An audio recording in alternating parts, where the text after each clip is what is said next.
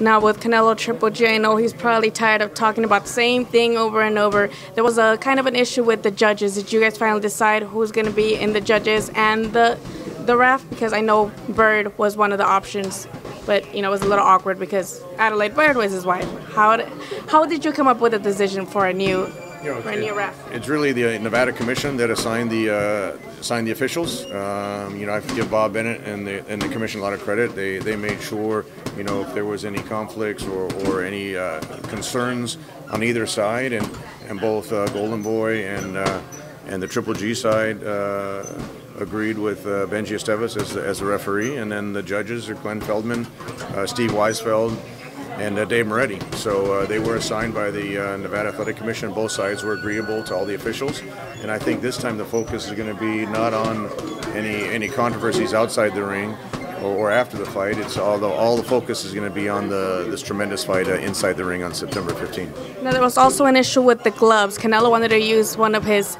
new gloves that he had, some gold gloves. Was that approved, or did you guys also file kind of a motion not to have him be allowed to wear those gloves? We didn't file a motion. We were actually supposed to have a meeting last Tuesday. Abel Sanchez was going to fly up there. How you doing? Abel Sanchez was going to fly up there. I know Canelo's trainer, Eddie Reynoso, was going to be there, Robert Diaz. So we were going to have this meeting with the Athletic Commission to see these gloves, because they've never been used in a fight before. But then the commission actually made the decision, because this fight is such a high-profile fight and they've never been used in a fight before, they actually decided not to approve them for this fight. There was really not a concern on our side. The only concern was no one has seen them, and Abel just wanted to see what they looked like. But it sounds like they're going to be using different gloves this time, so that takes out any controversy. Abel in the last fight also was complaining about the way they were hand-wrapping Canelo. Do you think, I know we're doing everything to not have any controversy this time around, will that also be brought up, the way he's been hand-wrapped for the last fight? No, it seems like Nevada allows what's considered stacking. So, if that's what they allow in Nevada, it's not allowed in California or other jurisdictions like in the UK. But, we have to follow the Nevada rules. If that's what they allow, by applying those rules, then, we'll accept that. So I know there was a big controversy last time, because I think it really surprised Abel when he started wrapping, which a lot of jurisdictions don't allow. But I think that is not going to become a controversy this time around. We'll still have to just make sure exactly how the wraps are applied and things of that nature. But again, we just want both sides. Eric Gomez and I just want the focus on the fight. This is such a tremendous promotion, such a tremendous fight, that we just want the focus on the guys in the ring. It is Mexican Independence Day weekend. There's a lot of Mexicans for Golovkin, lots of Mexicans for Golovkin. But how do you feel about a lot of fans basically criticizing Golovkin, criticizing the Triple G team, saying that it's all just a gimmick for marketing? And there's a lot of criticism out there that he tries to appropriate Mexican culture to gain more fans. How do you feel about that? What is your response to those critics? It's a really organic thing, because his trainer is from Tijuana. Abel Sanchez is Mexican. He taught him how to fight, in the style that the great Chavez Sr. Had fought. And, aggression, body shots. And you saw so many Mexican fans supporting Triple G, wearing his merchandise, chanting Triple G at this open workout that we just had. Over 4,000 fans, and Triple G really appreciates his fans. We weren't there for Canelo. We heard that he left, but Triple G had gone around. He stayed for at least a half an hour, signing fans, going down. All the fans are like throwing hats at him and things to sign, and he just appreciates the fans, and especially the Mexican fans, who are very educated, who are very knowledgeable about the sport of boxing, and that's why they appreciate his style in the ring and his character outside the ring. Both Canelo and Triple G have a lot of fans. That's what makes this event such a tremendous event, is their fan bases. When it comes together, it just becomes a mega event like we're having September 15th.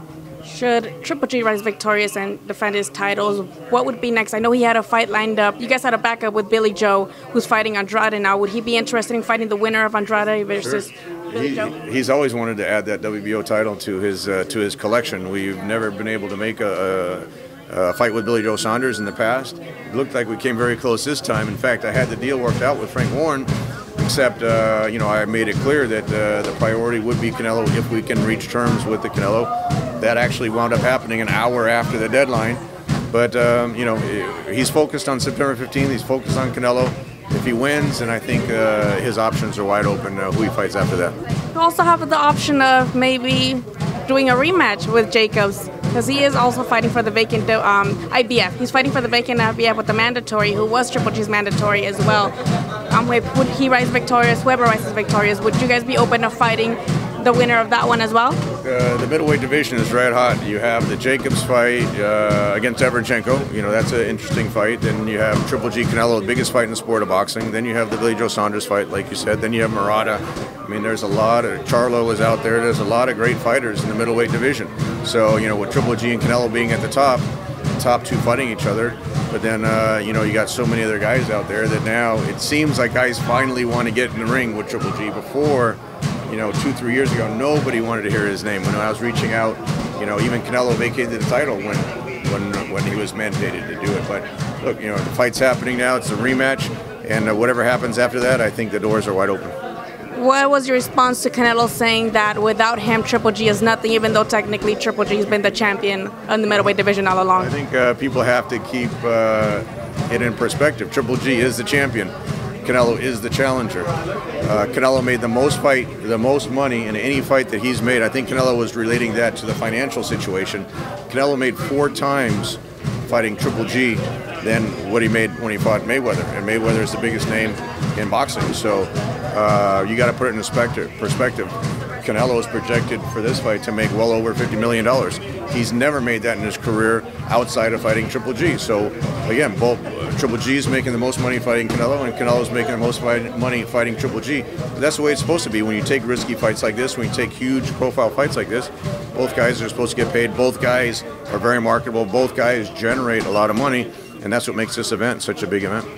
Lastly, Tom, give a message to all the fans. Invite them to Superfly. Invite them to September 15th at the T-Mobile Arena in Vegas. Let the fans know what they can expect in both of those fights.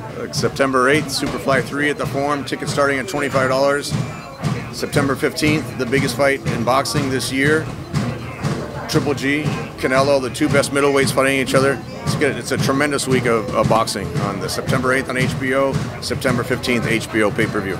Last time you had a pretty clear message for Canelo. It was more Mexican style, less Mexican meat. So you still hold on to that? Well, you know, they're using the excuse of they're eating Mexican meat. So we say no more Mexican meat. We don't want anything to jeopardize this fight. Everyone was really disappointed. All the fans were frustrated. The fans that bought the tickets for Cinco de Mayo. We were scrambling to save the date for Triple G. So that's the motto: less Mexican meat and bring that Mexican style. Canelo said he's the only real Mexican in the ring. Let's see that, you know, the Mexican boxers have the machismo. Let's see that. Let's put on a great show for the fans. Canelo's a tremendous fighter. Triple G's what he's accomplished now, you know, with so many middleweight championship defenses and everything. This is a matchup, the 2 best fighters in the division, 2 of the most marketable in the sport, and we're just looking forward to the 15th. Thank you so much, Tom. Thank you.